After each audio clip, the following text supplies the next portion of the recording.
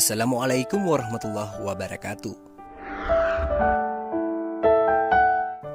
Dari pendeta jadi mu'alaf, begini cerita Yahya Weloni masuk Islam.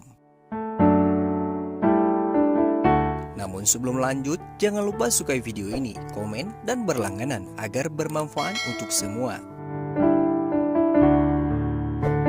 Sebagai pakar teologi, Pendeta Yahya Yopi Weloni sangat mengetahui teori-teori yang ada dalam agama Islam. Meskipun masih beragama Kristen, Yahya memandang teori apapun yang ada di Islam sangat benar.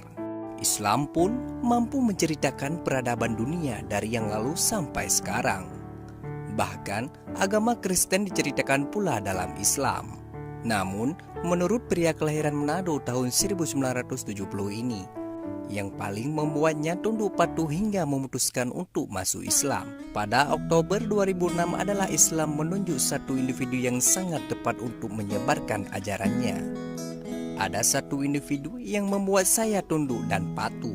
Dia buta huruf tapi bisa menyusun Al-Quran secara sistematis, ujar pria yang mengganti namanya menjadi M. Yahya Weloni setelah memeluk agama Islam itu.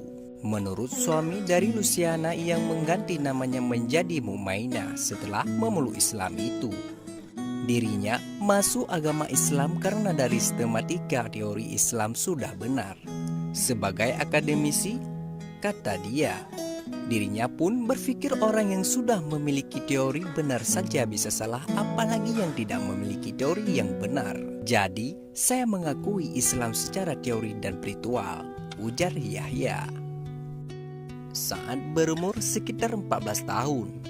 Pada usia itu, dirinya sudah ke masjid karena tertarik melihat banyak orang Islam menggunakan pakaian seperti yang digambarkan di agamanya, yaitu baju ihram. Selain itu, dirinya pun sangat tertarik dengan gendang yang suka dimainkan di masjid-masjid. Saya hanya berani ke masjid satu kali saja, karena ketahuan dan dipukul sampai babak belur oleh bapak saya. Kalau nekat ke masjid lagi, saya takut bapak saya seorang tentara akan menggantung saya, ujar pria yang memiliki hobi bermain gendang ini. Namun, sambung pria yang pernah menjabat ketua sekolah tinggi teologi Calvinis di Sorong tahun 2000 sampai 2004 ini. Setiap kali ketemu dengan si penjual ikan itu, kata Yahya, dirinya berdialog panjang soal Islam. Anehnya, kata dia, si penjual ikan yang mengaku tidak lulus sekolah dasar SD itu sangat mahir dalam menceritakan soal Islam.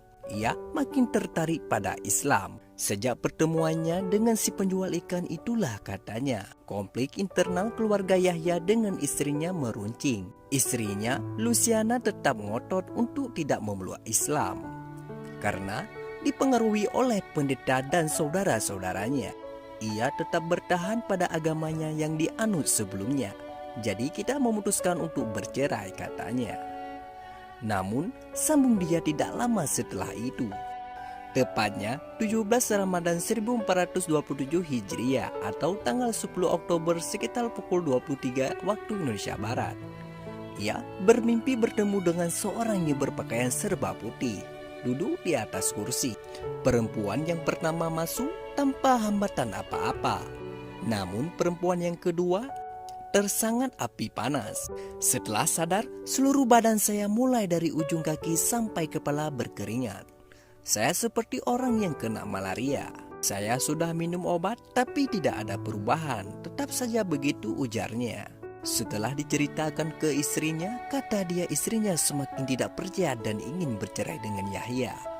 Namun beberapa jam kemudian, istrinya menangis karena mimpi yang diceritakan suaminya kepadanya sama dengan apa yang dimimpikan. Akhirnya istri saya mengajak segera masuk Islam, katanya. Akhirnya, kata Yahya, bersama istrinya memeluk Islam secara sah pada hari Rabu 11 Oktober 2006 pukul 12 waktu Indonesia Barat melalui tuntunan Komarudin Sofa.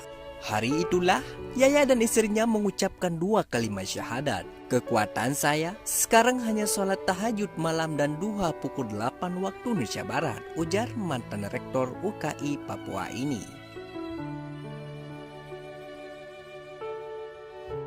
Oke sahabat, Mungkin cukup sampai di sini saja. Semoga bermanfaat. Sekian dan terima kasih.